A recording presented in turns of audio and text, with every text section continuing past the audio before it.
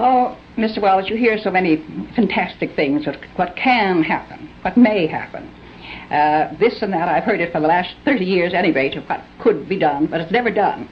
And the thing is, what is it now? What have we got today?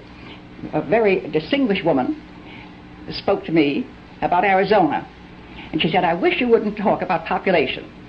She said, all the population of the United States could be put in one state. And I said, what state?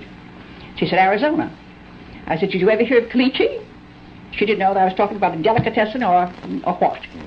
I said, well, caliche is harder than any rock, and it is about 3 inches below the ground, where it looks beautiful. It looks as if you could have food, it looks as if you could have corn or wheat or cotton, but as a matter of fact, you have to dynamite caliche out of the ground in order to have a little shrub, have a little grass or a few flowers. So many problems that when it comes to that, and the demographers. I never heard of anyone that would agree with that we could have another in the world, another third. Well, you say that originally the opposition was in all law, and you have to fight against that. Today, your opposition stems mainly from where? From what source?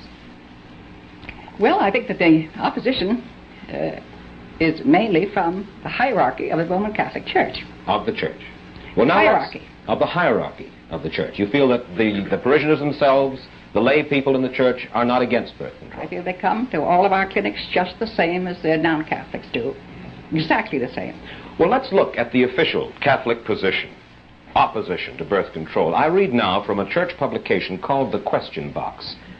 In forbidding birth control, it says the following. It says, the immediate purpose and primary end of marriage is the begetting of children. When the marital relation is so used as to render the fulfillment of its purposes impossible, that is by birth control, it is used unethically and unnaturally. Now, what's wrong with that position? Well, it's very wrong. It's not normal. It's not, it has the wrong attitude toward marriage, toward love, toward the relationships between men and women. Well, the natural law, they say, is that, first of all, the primary function of sex in marriage is to beget children. Well, do you disagree with that? I disagree with it 100%. Your feeling is what, then? My feeling is that love and the attraction between men and women, in many cases, the very finest relationship, has nothing to do with bearing a child. It's secondary. Many times we know that. You see your birth rate, you talk to people who have very happy marriages and they're not having babies every year. Yes, I think that's a celibate attitude. Surely. A celibate attitude, but you agree that Catholicism, according to the tenets of Catholicism, they rule that birth control violates not only the Church's position, it isn't the Church's position, but they say that it violates a natural law, as I have just explained. Therefore, birth control is a sin, no matter who practices it. Now, the violation of the natural law, according, you certainly can take no issue with the natural law as the hierarchy of the Catholic Church regards it. Well, I certainly do take issue with it. And I think it's untrue, and I think it's unnatural. Well, let me ask you... Everything bears it out that it's an unnatural attitude to take. And how do they know? I mean, after all, they're celibates. They don't know love. They don't know marriage. They know nothing about bringing up children or any of the marriage problems of life. And yet they speak to people as if they were God. Let me ask you this question. Suppose a healthy, a well-to-do couple decide for some reason never to have children, use birth control all their lives. Would you say that your methods are being misused, Mrs. Sanger? Now, if they were intelligent people and they had some reason for thinking of children as a responsibility, or some disease that they might have that they wouldn't like to pass on to a child, and I think it would be a very unselfish attitude for them to take if there is a disease. No, I say a healthy, well-to-do couple. A couple that just doesn't want children, and for that reason they use birth control all the way. Well, do you think that that is a misuse of your methods? I don't think it's a misuse. I think if they're intelligent adults, but they must know what they want. They must manage their lives themselves. And certainly there's nothing in birth control than there is in other things that you might deny yourself. I've asked you your motives a little while ago at the beginning of the program, your motives in working for birth control as hard as you have for as many years as you have. You reject the principal Catholic argument against birth control as being totally invalid. What do you think is the reason, the motive of the church in forbidding birth control? You'd have to ask a Catholic that. I couldn't say what their motive is. Well, you couldn't say officially what their motive is, but you certainly must have an opinion about it, Mrs. Sanger. Well, I don't have much to do with the hierarchy.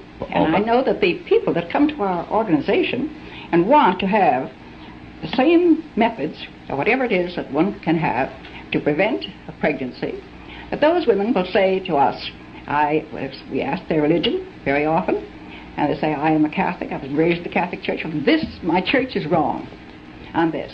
This is the one thing. I will never be anything else, but my church is wrong on this one thing. And that is said over and over and over again. So what the motive is. But you won't hazard a guess. I don't care to. Thank you.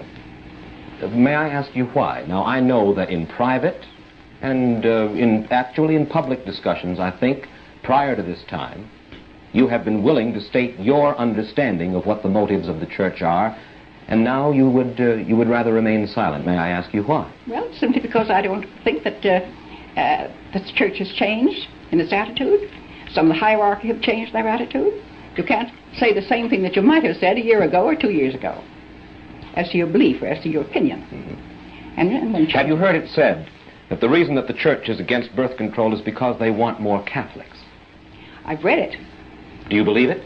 Well, if you read their papers, where they point out Boston, that's what has happened in Boston and Massachusetts. Mm-hmm. They have simply outbred the Protestants, and in Boston and Massachusetts they have control. I've read that in their own papers. I see.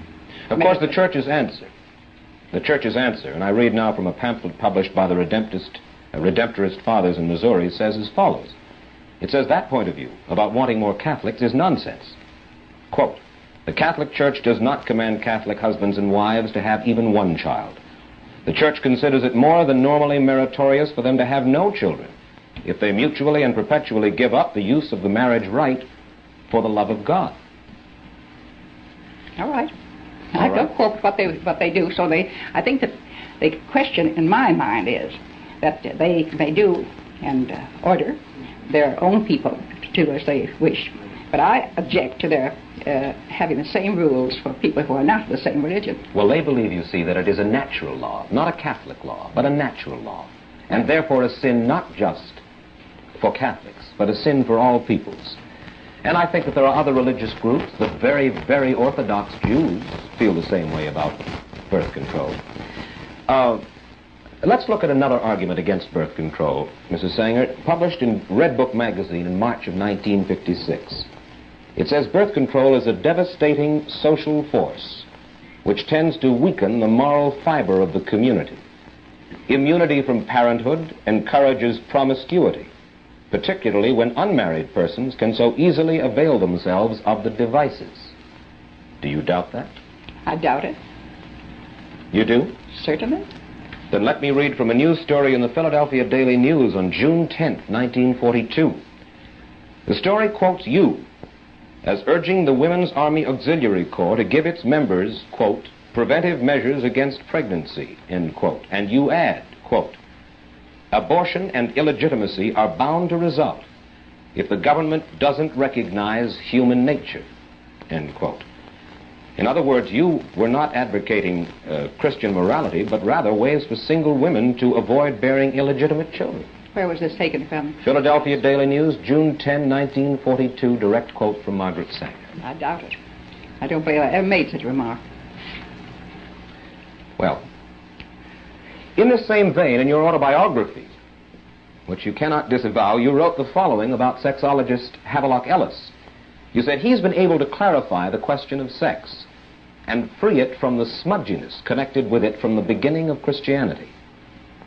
Now, what do you mean by the smudginess connected with sex, and why do you blame it on Christianity? Well, there's many reasons, of course, to say that we have more records of it from the dawn of Christianity. And I think I was speaking of Havelock Ellis as having clarified the question of homosexuals, making the thing not exactly a perverted thing, but a thing that a person is born with, different kinds of eyes, different kinds of structure, and so forth. That he didn't make all homosexuals perverts, And I felt that he helped clarify that.